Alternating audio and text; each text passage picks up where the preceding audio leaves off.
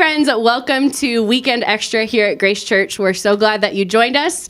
My name is Hannah Nitz, and I am hanging out with Ryan, the Rockin' Man Roadman, who is here with me today. Hey, Hannah. Hey, everybody. And we're really excited about it. We love doing this after the sermon each week to just dive in a little bit further to our conversation and to be able to sit down with, it's been Jeff, but now it's with Ryan, who gave us the sermon this weekend.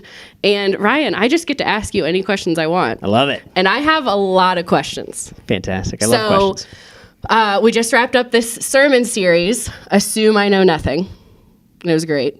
It was amazing. It was very good. Yeah. And you got to do the grand finale, which is really fun. So fun. I feel privileged. After 7 weeks, it was like, and we're ending with Ryan Roadman.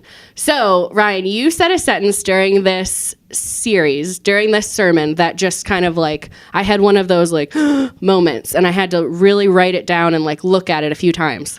And I wrote it down, so I'm going to read it to you. Fantastic. These are your words. You said, "We enjoy the reward that he has accomplished." I was like, oh, I've never really thought about the gospel and about Jesus that way.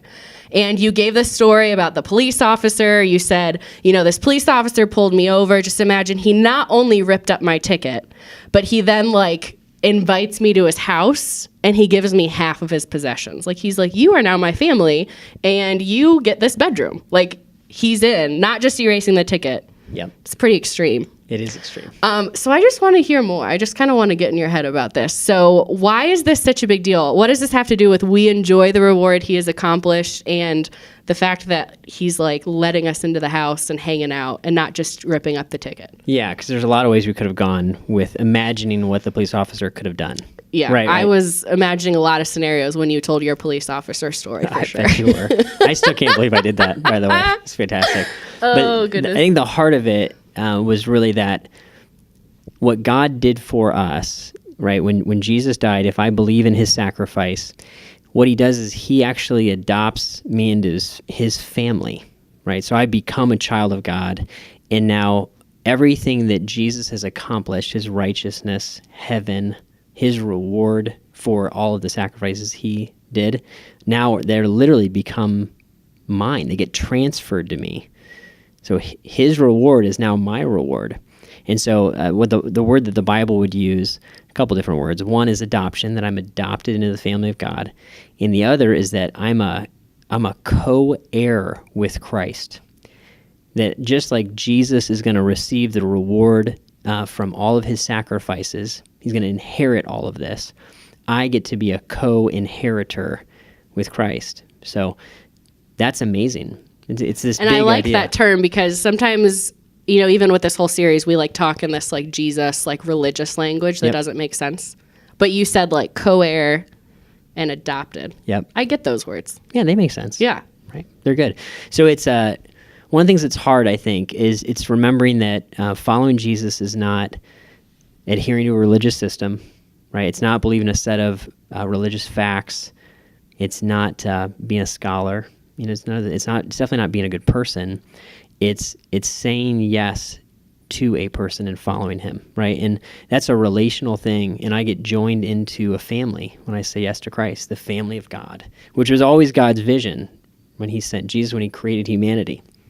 And I just love that because it's so much more than just this like what you've said or just this get out of jail free card. Like it's not just like, oh, the bad stuff's gone. Yep. You're in on the reward. Yep. It sounds too good to be true. It is, isn't it? I know. That's why it's good news, right? That's the gospel. It's good news. I know. I loved when you were talking about that on like the plane and how you were saying to your friend who you made on the plane, like, no.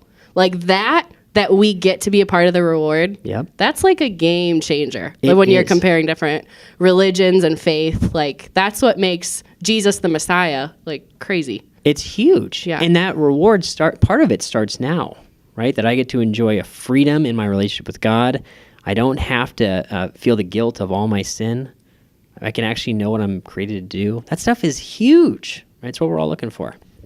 Yeah, so Ryan, as we wrapped up the series, that's such a great landing point with your conversation, but this whole series was called Assume I Know Nothing, which I love that title. That's what I say to my friends a lot.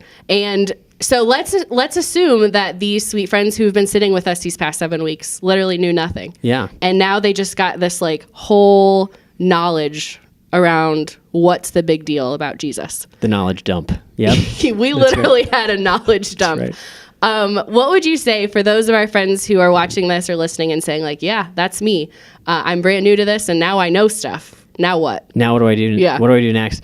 I love what we've been saying over the last bunch of months. Like, if you're just getting started, if you kind of know nothing, where do I start? Hang out with us all the way through this next series.